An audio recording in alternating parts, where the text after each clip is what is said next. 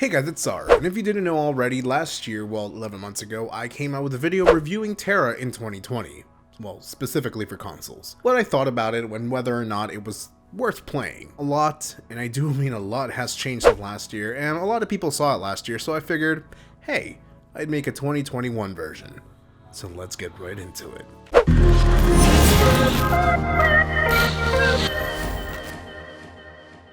So to get out of the way, yes, I am partnered with Bluehole Studio for TERA Console. In fact, there are products in-game that, well, they support me as a content creator, if you purchase them, which means that I get a percentage of the sales. However, this will not impact my opinion. As I've always been, I will continue to be honest about the game, about my thoughts, and about everything that I say here. My contract with the game has no effect on that, so I just wanted to get that out of the way. And if it does have effect on it, then oh well, at least I was honest about it. Now before I begin, if you're watching this video and you have zero idea what TERA is, what the difference between PC and console is, or if you're basically just coming in blind and you just want to know what it's all about, I will give you a quick rundown. Here is an open world action combat MMORPG set in the world of Arborea. There's a lot of lore from two gods that basically fell asleep and the whole world was created around them called Arborea, and the game offers a pretty intensive combat system that hooks pretty much anyone that's basically used to tab targeting or something else like that, because it's action combat, and it has both PvE and PvP systems, although PvP is not really open world anymore and only really available through Guild Wars or Battlegrounds or dueling. Now TERA PC is published by Gameforge, and they have a completely different development team. The development team for PC is Bluehole Studios,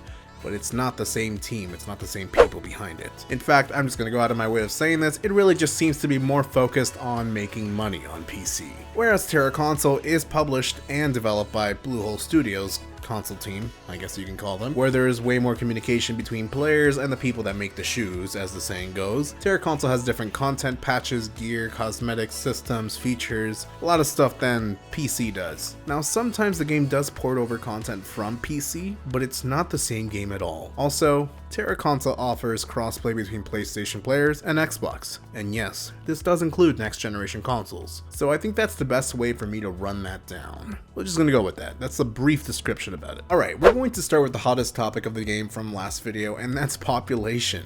Last year, I'm going to be honest, the game was pretty much crawling on its legs. Population was dwindling under the publisher at the time, and Masse Entertainment, who subsequently shut down later on in that year. And the game had some events, but no real communication or consideration for the way that players play the game. This may sound harsh, but the game basically was managed in a way that a product would be, rather than how a game should be.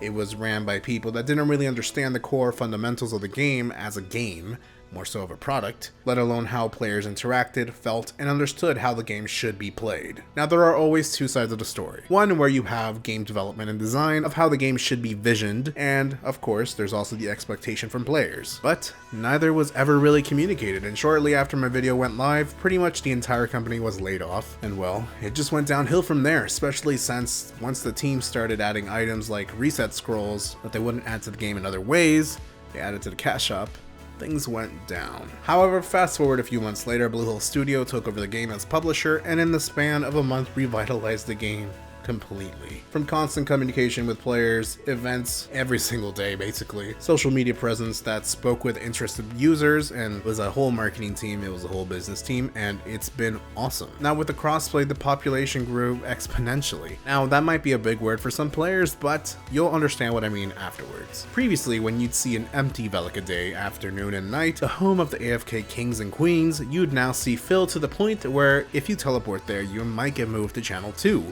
Because channel 1 is filled. The same goes for High Watch, where you'd originally see few players here and there. You can finally see the city burst with role players, angry ruler police, and Ellen ticklers. Now needless to say, the population has definitely increased, and there are new players entering the game daily, with new characters also being made due to the constant leveling events that give players elite status gold and other consumables as well as other items that people might find useful. So yes, this is a free-to-play game. That means you can just go into the game, you can play, you don't need PlayStation Plus, nor do you need Xbox Live Gold. Or is it called Xbox Live? I'm not sure there. Anyways, the game is free to play, but it does have an optional subscription base. Previously, the subscription was $15 a month, and it gave you some benefits, which I won't really list down here because it's no longer relevant. But as Bluehole came to publish the game, Elite ended up being changed, and well, offering different tiers, which were vastly different to what players originally were used to with the service. Now, previously paying $15 a month optionally with an interesting amount of benefits, also now came a $5, $12, or a whopping $30 a month option in order to take full advantage of the benefits for Elite Status Gold. This didn't come without its problems, as well. Elite Status Gold didn't eliminate taxes on the broker, as the En Masse Elite status did, that's what we'll call it for now, at half the price. So for $15, you didn't really have to pay broker taxes or really anything, but you did have to pay a specific tax when you did purchase something, but not when you posted. They as well took away some of the benefits, but also increased other parts of the package, like, for example, instead of 2 extra runs for a dungeon, it was 3. Still, overly expensive, but luckily the Elite Status Gold became a tradable item that users could just buy if they really wanted to from the trade broker, sell to other players, and continue the economy. Believe it or not, there was a moment where it was almost not tradable. So all to say that Elite Status has become 3 tiers with 3 different types of benefits. Is it for the better? For the worse? Personally, I think the effects of Elite Status Gold are quite good. Not really great, I think it still needs to be refined, but the price is definitely too pricey, as pretty much the entire community agrees with this and echoes the exact same thought. Elite Status Silver is pretty much a nice little price at $12, and then you have Bronze at $5, but then Gold goes all the way to $30. I feel it should have been $20 to $25 instead. Now for the server issues, class problems, and game crashes. This is something that other players want to know, and I feel I should be transparent about it. As with all major updates to the game over the years, new problems arise. Ever since the release of Crossplay update, which came in November 2020, the server ping has been not great. Not even good, just bad. The server optimization is abysmal. I've spoken to some of the ex-employees that either worked at En Masse, at Crafton, or at Bluehole, and they've all agreed that the coding for the server has always been not fantastic. And I mean that in the sense that other games of major size are offering better ping for their servers with the same features. This definitely should not be an issue here. Unfortunately, it is. Now, the reason this is such a big issue is because some classes, such as Priest, and I know a lot of the players that are going to be watching this that are already playing, I know they're probably tired of me talking about this, but if you've watched me here for a while, you know my class, it's a Priest, and it's reliant on ping. Now, when we got the Apex update last year, which came with the skill modifications right before En Masse shut down, at least for Priest, we have, or had, a lock-on skill called Trinity. Now, Trinity is somewhat like a dial, I guess you could say. In it, you can auto-select users, so you can heal them, you can give them Kaya's shield, you can do other type of things like give them mana. Now, without using that dial, you can attach the skills to your skill bar if you want, but if your ping is too high, for example, it's over 100 ms, which it usually is for me, which is pretty sad, you can't use the skills productively, and that means you have to spam them to get them to work. The reason this happens is because it's so locked on with the whole lock-on system from Trinity that when you're with the Trinity system, you're using the dial, it actually already selects them, there is no delay, there's no issue. However, if you don't, you're not using that system, but you're still locking on, so you're kind of evading one step. Pretty much unfortunate. I haven't been able to enjoy my class since November. Now that's in addition to the many class problems that are around, not just bugs with classes like Priest or Berserker, or the constant problems with Gunners or Lancers. That includes balancing. With next generation consoles, especially 100% with the Xbox Series S or X, you'll be crashing for the majority of the day, maybe once every few minutes. Now this is of course for many reasons, but still, it's a thing and it should be stated. On the PlayStation 5, you won't crash as much for some reason, but you'll still crash, and if you open the store too frequently, or you just do stuff too fast or something, or there's just too much stuff happening on your screen at once, you'll crash. Now, I've been told this will be fixed when the next generation update releases, which will allow next generation consoles such as the PlayStation 5 and the Xbox Series console to fully utilize their RAM, increase textures, graphics, and all that stuff. So right now, we're just feeling the issues of the previous generation game with backwards compatibility mode.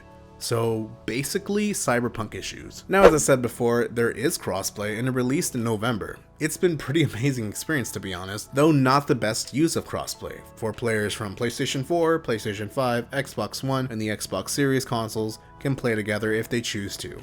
They can roam the world of Arborea, they can team up, tackle on raids, dungeons, and slap all the monsters. But there are limitations, and I will address it here. It's not the fault of Bluehole, but it is something that should be addressed. Now with crossplay on, and you can deactivate this on the server select screen, you can't join guilds together. You can't send each other postals, you can't trade through the trade broker, you can't really talk to each other in voice chats. Now before anybody goes like, but Fortnite can do it, Call of Duty can do it, Apex Legends. Well, first of all, it's the same situation with Black Desert before anyone says anything. Except with Black Desert, you can join guilds there, yes, but there's no guild bank. MMORPG limits are completely different. Now the reason for this is the fault of Sony and Microsoft due to limitations because of the guild system in game with banks. Players from Crossplay can't join guilds because, well, that means they can trade with each other back and forth. Both platforms don't want each other to trade with each other, basically. Which means no trade broker, which means no postals, which means no guilds. And lastly, no voice chatting game for crossplay because, well, I don't really know the details on that one, to be honest. But it's also on Black Desert, so I assume there's some type of thing going on there. Still, not all is dark and grim, and the update provided an amazing way for players to work together and take down dungeons together and find ways to do quests and raids together. Now, even if they have to use Discord to use voice chat, whatever. Hopefully the trading will change someday, but that's just for you to know. Customer service. Now, the one thing Masse Entertainment had going for them, apart from their amazing humor when it came to their visions for YouTube, Vine, and Instagram videos, was their customer support. It was top notch, truly next level. Now you won't get that anymore with Bluehole, unfortunately. There seems to not really be any dedicated customer support agents at the company for TERA Console, and instead it's tasked to some of the business and marketing teams to do, which honestly they have already 40,000 other things to do, and so it's pretty much on the lowest priority for them, and rightfully so. But yeah, this is something players have struggled with, sometimes not getting a response for months, sometimes not even anything could be done. Now, using customer support to unbind items from character A to send to character B, that used to be a thing with Masse, it's no longer a thing. Instead, it's a dream of a heavenly past where customer support was legendary. Also, if you get scammed, you won't get your items or gold back. But the abusing player that did scam you will get punished and get their items taken away. So I guess that's a plus. So my advice to new players, if you're watching this and you're still here somehow for some reason, don't risk your gold or give your items away, use a trade broker. Yes, there's a tax, yes, it's a little pricey, and things will change with elite status for the pricing and for the broker tax, but it's better to lose like 100 or 1,000 gold than you would lose 10,000s of gold. So, monthly updates. I think one of the beneficial things about having Bluehole, which is the developer of the game, be the publisher for the game on console, is the monthly updates. Gone are the days where we have to wait 6 to 9 months for an update. No, seriously, like back in 2018, 2019, that was just not the best situation. Patch notes were not the greatest, we were basically giving them a day in advance, maybe the same night. Oftentimes they were wrong, whatever, basically it was a bad time. And it comes both from a publisher side and a developer side, so it's not one person to blame. But still. Now, ever since the takeover, we'll call it, we've had monthly updates with constant hotfixes every week or every 2 weeks, adding new content, dungeons, balances, features, systems, and more, whatever, just basically stuff. And we usually have patch notes either a week or two in advance, sometimes it'll be a few days in advance if it's a huge patch note. Now, this is changing next month as the team has stated on their brand website, but as of March, it's going to have updates for major updates every 3 months instead, so the content drop can be more focused, bigger, better, and more amazing for the community. I didn't think that I would agree, but after the last 3 months of basically updates every single month, I think it probably would be for the best. Now, this doesn't include balancing, as the team has said that more would be coming frequently instead. The cash shop and monetization. Well, I have to say this topic is a bit weird for me to talk about because, well, I'm in it. Now, the cash shop offers a bunch of stuff, mostly cosmetic, pets, and mounts basically, from weapon skins to armor cosmetics, nothing that is to consider pay to win or whatever like that. And yes, the dreaded loot boxes. Although admittedly these loot boxes are not as bad, because it seems the team has been adding more and more items straight up. A bit more expensive though, like I'm not gonna lie to you, it's been a little expensive. But still less expensive than gambling your money away. Now there are still loot boxes, don't get me wrong, and they contain the same cosmetic or dragon or whatever that you would get normally, they just have added visuals to them. And some of the costumes are dyeable instead. But then one of the cool things that they added for our version here finally on console, which I was actually personally asking Masse to do this since 2018 was adding the probability on the loot boxes, and they did, so it'll show 2%, 1%, 5%, whatever the case. Now the prices are relatively fair, considering. But my issue with the store is the lack of items. Every update, the team seems to add items and remove others, which is kind of lame, I'm going to be honest with you. Instead of having a huge mall of items, which I personally prefer, they instead have select items and then switch them out every update. Now, I would agree with the rotation of items if it was seasonal, like Halloween or Christmas or something like that, but everything? Nah. I think having the store revamped to have an entire store open, the whole mall, just walk in there, get lost for 3 hours, you're not really sure what you're doing, but you come out buying everything, and then having weekly deals or daily deals or something like that would be an absolutely fantastic way to monetize the game. But that's just me, I don't know. Dungeons and PvP. Now, it is an absolutely not hidden fact anywhere that TERA is more PvE focused. This has been a fact since the Stone Ages of the game. Ever since console released, it's always been PvE focused. Now, open world PvP was a thing, but it was removed, as it was only part of the PvP servers, which no longer exist, and well, no reason for them to exist anyway, since they've always been relatively dead. Now, dungeons and PvE are a major focus of the game. We have dungeons that allow you to get materials to increase your gear and enchant it to the max, and well, we have other PvE features that allow you to do this with less effort, I guess? With the newest update, we got level 65 zones that allow players to just get the materials and gear faster to the 430s item level, which is better than having to run low-level dungeons that rarely pop and queue. One of the biggest comments I get on my channel everywhere is, "Oh my god, dungeons don't pop." Well, maybe this is a way for you. I still think that level scaling dungeons would have been a better way to go about it, but it's still a great way for level 65s that are brand new, that are getting lost on the action, do a quest that takes them to Frost Metal quicker and farm dungeons, and well, they get to Stormcry even faster. Now, LFG is often filled at all hours. This doesn't mean like 100 pages, this just means like it actually has LFG people in it. Though most of the time players will go in with groups instead of LFG, or instance match, which I personally find hilarious since you're basically matching with people of the same server. Like, it doesn't matter if you're on Xbox or you're on PS4 or PS5, whatever, you're still matching together and you're still on the same server, so I find that personally funny. You might as well LFG, unless you're being a suspicious fella that doesn't really want anybody to know that you're going to a dungeon because you're going to clear it and not let anybody know because you don't want to be that friend that didn't take your other friend.